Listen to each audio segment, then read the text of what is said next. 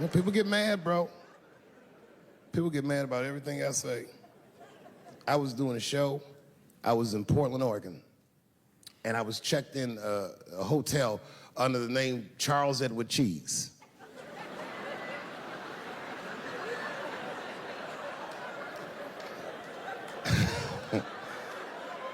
I came back to my room late at night, and there was a note. It was like a letter on my desk. It was addressed to Mr. Cheese. So obviously, I'm going to assume that whoever wrote this letter must be an intimate friend of mine. This is not some kind of name that a person would just guess. But then I open the letter, and it turns out I don't know this person at all. It's a fan letter. You know, I'm not even used to the idea that I have fans, but I'm grateful for it. And even though I'm grateful for fans, I don't read those letters. Be nice if I did, but realistically, it's like, what am I, Santa Claus, nigga? I don't have time for this. Like, got shit I want to do. I'm trying to chill. Read all these dreams and wishes from strangers, but I read it. I'd already opened it. So I just read the whole letter. And you know what, man? Whoever wrote this letter truly loves me. I mean, they were really fucking nice in the letter. And then they described to me what it was like to come to the show, how excited they were, how much fun they were having.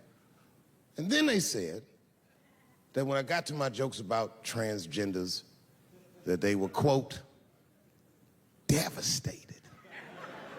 Because it turns out that whoever wrote the letter was transgender. Now, I'm going to be real for a second. As a policy, you got to understand, I never feel bad about anything I say up here.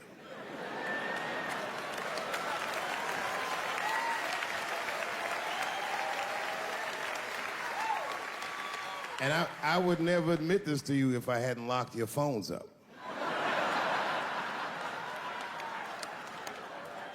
But it was the weirdest thing. Like, when I read this letter, the shit made me feel bad. I didn't feel bad about what I said, you understand? I felt bad that I made somebody else feel bad. To be honest, I don't even know what I said that upset that person. I have so many transgender jokes.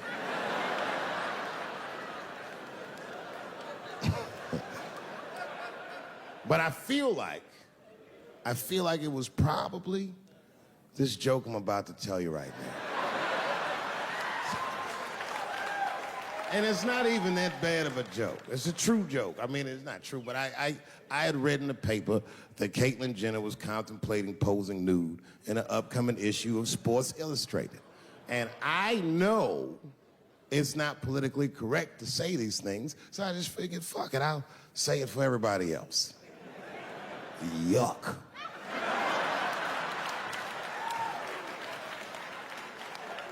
You know, sometimes I just want to read some stats. I don't know why you're gonna cram some man pussy in the middle of the sports page like this. I just didn't think that was the place for it. But I wasn't saying anything like Caitlyn Jenner's a bad person. I'm not mad at her for doing it. Not even mad at Sports Illustrated. If I'm mad at somebody, I'm probably just mad at myself. You understand? Because deep down, I know that I am not strong enough to not look at those pictures.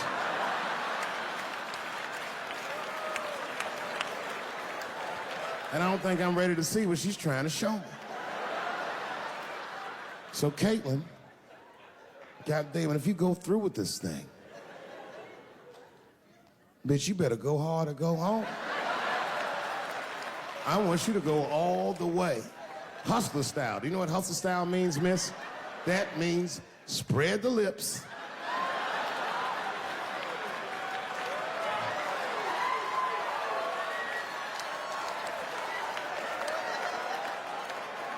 I hope she spreads her lips and there's an itty bitty dick inside. Ah! The show is behind the curtains.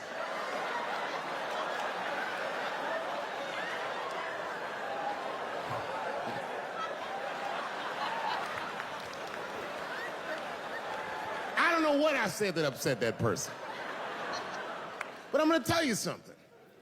When I read that letter, and the moments after I read it, I did something that many black men in America do not have the time or the money to do.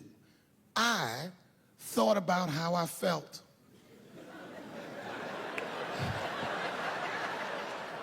I asked myself a very basic question that I don't think I ever directly contemplated. I said, man, Dave, if you're writing all these jokes, do you have a problem with transgender people?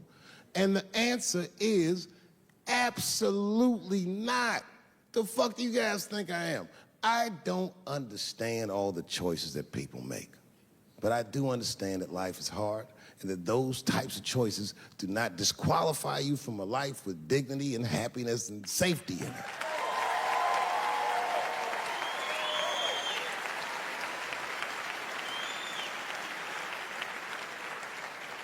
But if I'm honest,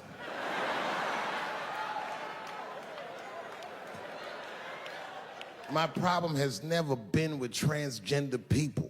My problem has always been with the dialogue about transgender people. I just feel like these things should not be discussed in front of the blacks.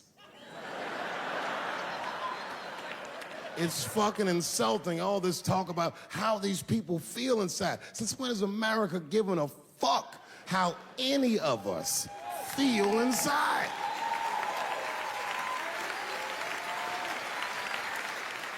And I cannot shake this awful suspicion that the only reason everybody is talking about transgenders is because white men want to do it. That's right. I just said that.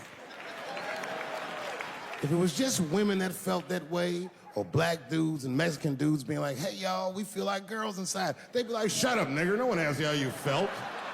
Come on, everybody, we have strawberries to pick. It reeks of white privilege. You never asked yourself why it was easier for Bruce Jenner to change his gender than it was for Cassius Clay to change his fucking name?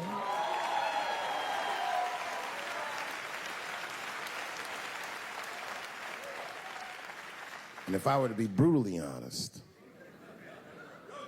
the only reason I ever been mad at the transgender community is because I was at a club in LA and danced with one of these niggas for 6 songs straight. I had no idea. And then the lights came up and I saw them knuckles. I said, oh no! And everybody was laughing at me, hi, world star. I said, why didn't you say anything? Then I heard that sultry voice. I didn't say anything, Dave Chappelle, because I was having a wonderful time. And I wasn't sure how you'd feel about it. I said, you knew how I'd feel. And she said, I'm going home. I don't want any trouble from you. I said, home? It's only 2 songs left. I mean, we might as well finish the night. And we ended up having breakfast together. Oh, grow up. That doesn't make me gay. I just titty fucked her. His titties are as real as any titties in L.A. It's 2 o'clock in the morning. I was just borrowing a little friction from a stranger. Whoops.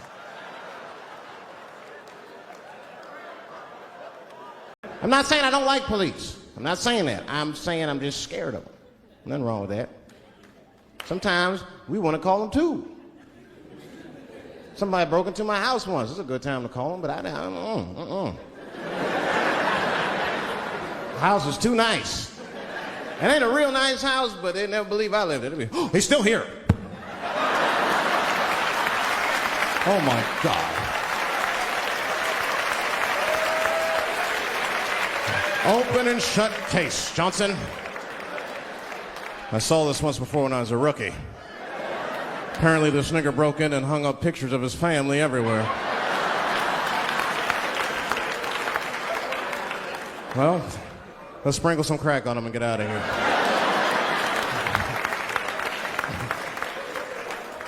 Oh, you know, that's that whole brutality thing. See, that's common knowledge now. There was a time when only minorities really knew about that. I'm not gonna say white people didn't believe us, but you were a little skeptical. You were a little skeptical. I mean, I don't blame you. And then Newsweek printed it, he knew it was true. And then the Newsweek wife was like, oh my God. Honey, did you see this? Apparently the police have been beating up Negroes like hotcakes. It's in the May issue. I mean, really, how could you know, though? How could anyone else know? You know. I mean, maybe you should have seen something a little suspicious. Don't you think it was like a little suspicious? Just a little suspicious? Every dead black person the police find has crack sprinkled on them. I mean, come on, man. Come on, man. Who gets shot and sprinkles crack on themselves? Nobody would do that. Bam! Oh, oh.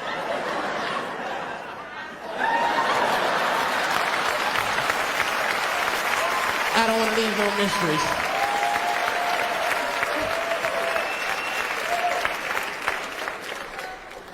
But I'm a paranoid guy, you know, that's how I am.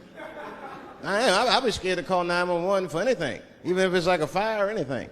Because they tape those phone calls. I see the shows, they tape them, and then they play them on television. That's fucked up. Now, I'll say anything if I'm scared. That shit is private, you know what I mean? What if I get killed?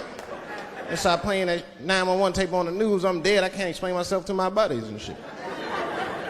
We watching the news. We have Reg Chapman on the scene. Reg, what's going on out there? It always takes a guy on the scene a minute. Hi, Bob.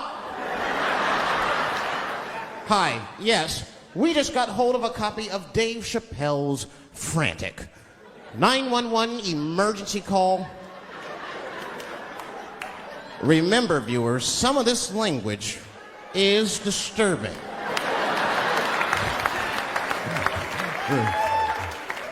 Hello, emergency. Help! Help, motherfucker, they're coming to get me! Just calm down, sir, where are you? Oh, I shit on myself. I can't stop crying. They play that shit 30, 40 times a day. All my buddies will be at my funeral looking at me. You know Dave shit on himself right before I saw it on the news. Died crying like a bitch.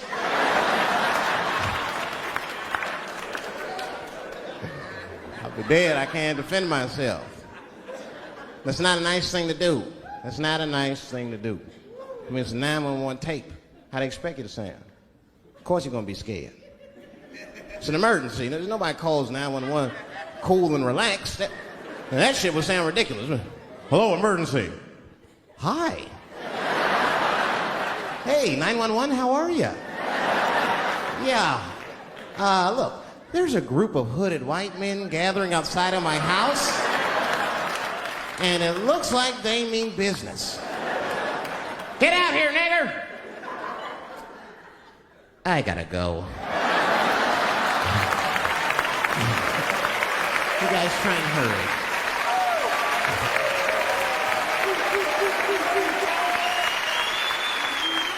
It's too much pressure.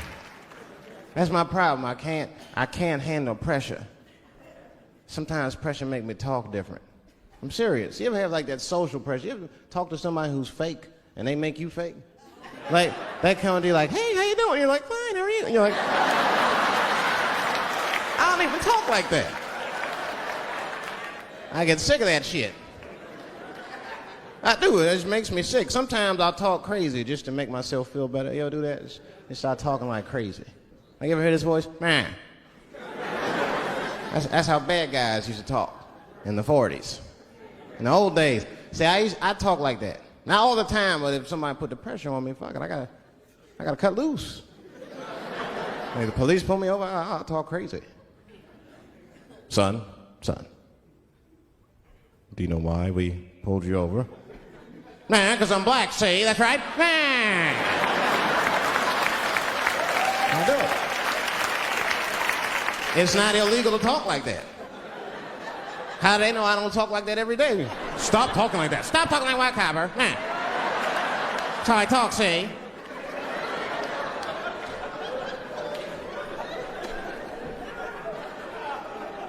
You gotta make life interesting like that, because the shit is flimsy. Life is flimsy. You think you're gonna live forever, you ain't not gonna live forever. It's dangerous out here. We know what's going on. I travel now, you know. I used to think D.C. had the roughest ghettos in the country. Nah, nigga, I have seen some shit now. Oh, there's some rough areas outside of D.C. Yeah, everybody should go to the ghetto. I was taken to the ghetto one time. That's the worst. When you get taken and you're not expecting to go. You know, usually you want to know when you're going to the ghetto, like, I'm going to see some wild shit. I got to prepare myself. I'm going to see something crazy. When you're taken, it's different. I had a limousine driver. It was after a show. It was late at night. It was like 3 in the morning. I had a limousine driver. He was a nice guy talking to me and shit. Oh, hey, where you from, dog? D.C.? Word? That's a rough city, man. And his cell phone started ringing. Hold on 1 second. Hello? Oh, what's up, nigga? What? What the fuck? Slow down. What? What the fuck? No! No! No! Fuck that, nigga. Fuck it. I'm on my way.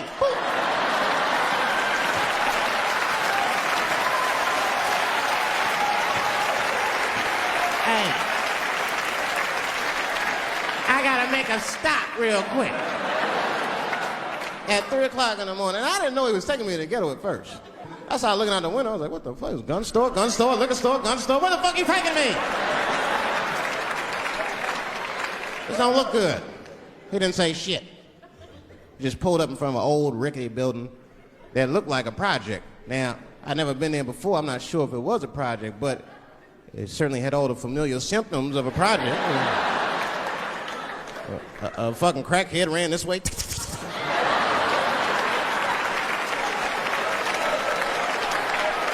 And then another one jumped out a tree and shit.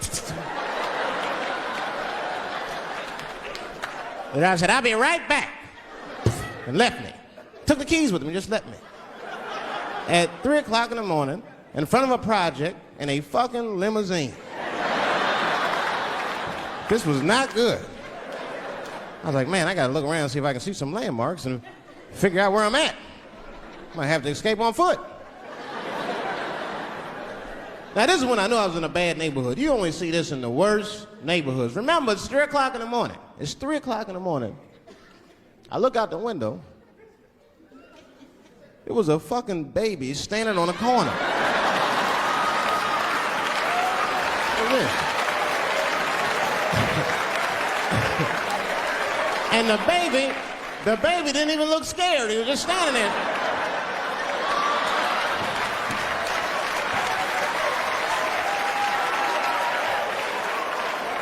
I mean, it made me sad. It made me sad, really. You know what I mean? Because I wanted to help the baby. I was like, I don't trust you either. I'm sorry. Click. Click. The old baby on the corner trick, eh? I'm not going to fall for that shit. Where's this limousine driver? You know, I start feeling bad.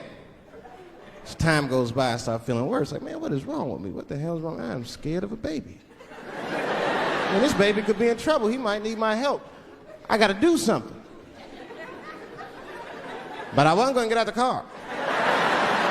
I'm serious, man. I just cracked the window a little bit. There's an old limousine. I can roll it down.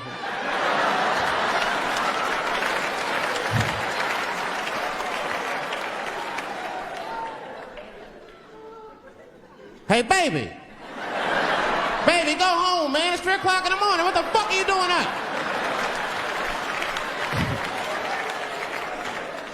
The baby said, I'm selling weed, nigga. I said, oh, shit.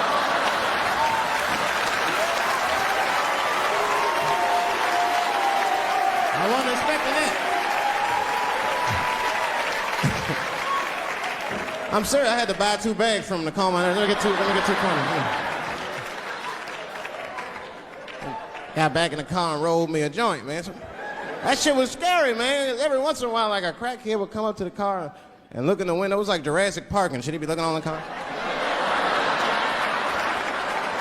Hey, get out of here, cracky. That baby was still standing there, man. Then I started feeling bad again. Yeah, weed make you feel guilty sometimes. You know. Man, what is wrong with me, man? I have just bought weed from an infant. I can't condone this kind of behavior. What am I thinking? I can't let the fear ruin my morals. Gotta do something.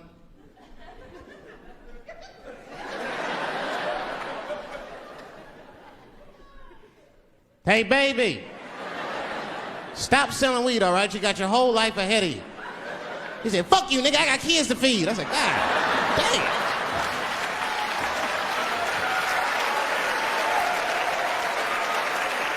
Sad. And just at that very moment, one of the crackheads was running across the street and got hit by a car. I know it was a hit and run. The police did it.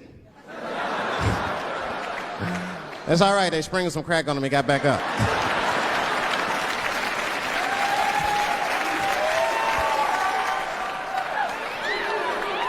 Yeah, I've been seeing that kind of shit, man. It's what it is. They use the TV to program us from a young age. You ever watch like a cartoon that you used to watch when you were little as an adult? That shit is wild shit. Some wild shit. I mean, like I was with my nephew. We sitting there, we watching Pepe Le Pew, and I say to my nephew, I say, now pay attention to this guy because he's funny. I used to watch him when I was little.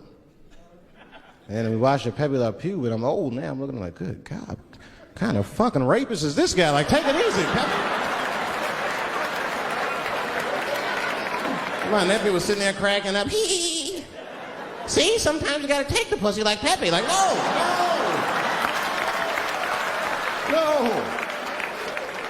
I had to turn the channel real quick. I turned on Sesame Street. I said, oh, Sesame Street. This is much better because now he'll learn how to count and spell. But now I'm watching it as an adult and I realize Sesame Street teaches kids other things. It teaches kids how to judge people and label people. That's right. They got a character on there named Oscar. They treat this guy like shit the entire show. They judge him right in his face. Oscar, you are so mean. Isn't he, kids? Yeah, Oscar. You're a grouch. It's like, bitch, I live in a fucking trash can. I'm the poorest motherfucker on Sesame Street. Nobody's helping me. Then you wonder why your kids grow up and step over homeless people. Get it together, grouch. Get a job, grouch. So don't even tell me how to get to Sesame Street. That is a terrible place. I wouldn't go there if I knew the way.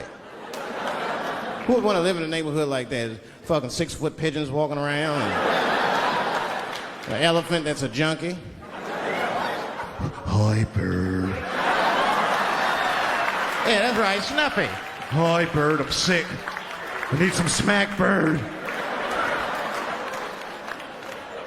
The Cookie Monster with his eyes popping out his head, screaming, cookie, cookie, cookie, like, ugh. What kind of cookies are you talking about?